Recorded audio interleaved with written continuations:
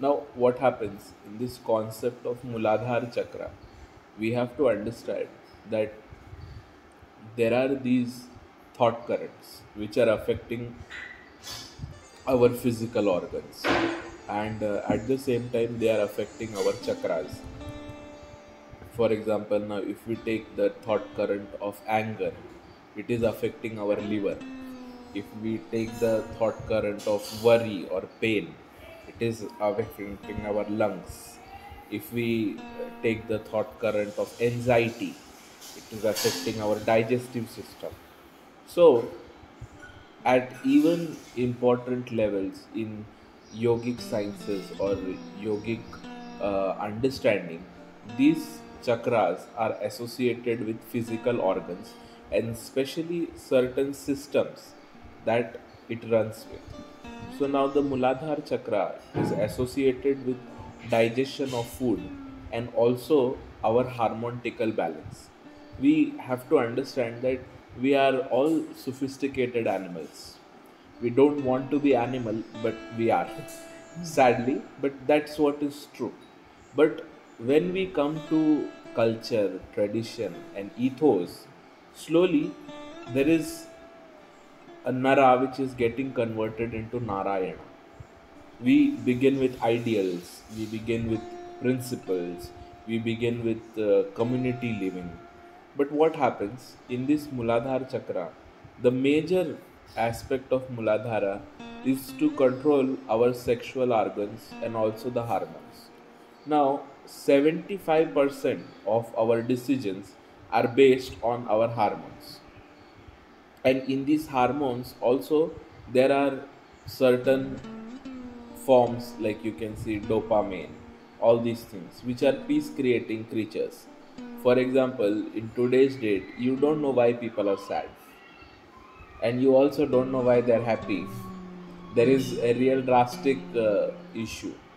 But all these things, like we said, that we have a user manual of the car, of the motorcycle, of the bike, every gadget, but we don't have the user manual of handling ourselves.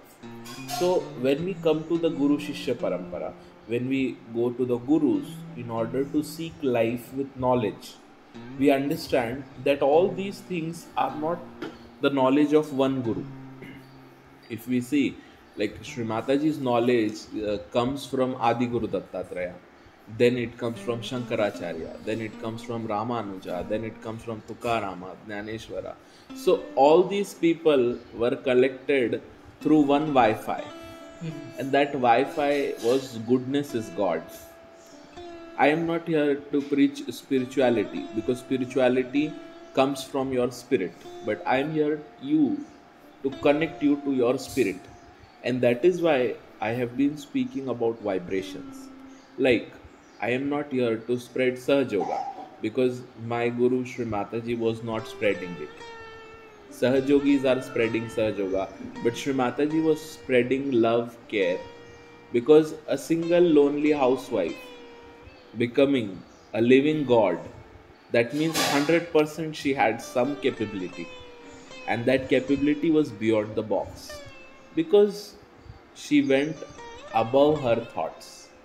And that's what we have to understand, that whatever is in our thoughts mostly is what are the problems we have, never the solutions, or never a thanks that, oh, at least I have a good house, at least I am a self-made woman, at least I earn and run the show.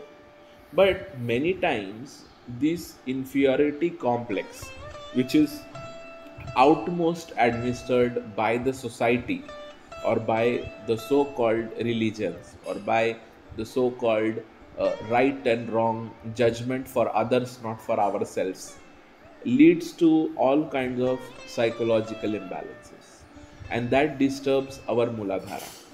See, we have to understand Sri Ganesha is about childhood. Now, when there is a woman, she is full of lust. But when she is pregnant, she is full of pain. But when the child is born, she is full of love. So we have to understand that happiness is love, but it comes after pain. So no spirituality will suddenly transform us into an apple. We have to be a seed, then a tree, then a leaf, then a flower, then a fruit. So, patience is outmost thing which plays a key role in the awakening. But now, why do we become impatient? Because there is a heat imbalance in our body. There is something which is known as Jatharagni, that is the fire that manifests inside our stomach to digest the food. Sometimes it becomes lower, so our food is not getting digested, and maximum strength which should go to the brain is going in the stomach. So our body weakens, our muscles weaken, and also our brain is a boneless matter. So it also weakens. And sometimes there is a lot of acid created that we experience loose motions. But this leads to a higher flow of acid and toxin in the whole body. So the juices are not absorbed, and the decisions we are taking are more at a loss rather than at a correct state. So this principle of Sri Ganesha comes where he eats grass. So now, if we are Sahajogis, so can we eat grass? So yes, you see wheat grass. If we take some wheat, sprout it, grow it into green. So when we take that green grass, it is known as green blood. That is purest form of food. If you take maximum amount of green food, that chlorophyll, so maximum wear and tear of the body happens. Then the second aspect of this Sri Ganesha is that suppose if I say that I am so, and then nobody should talk to me so and so, then I come into a great pain. But if I say, come on, yaar, I'm a kid, what does it matter?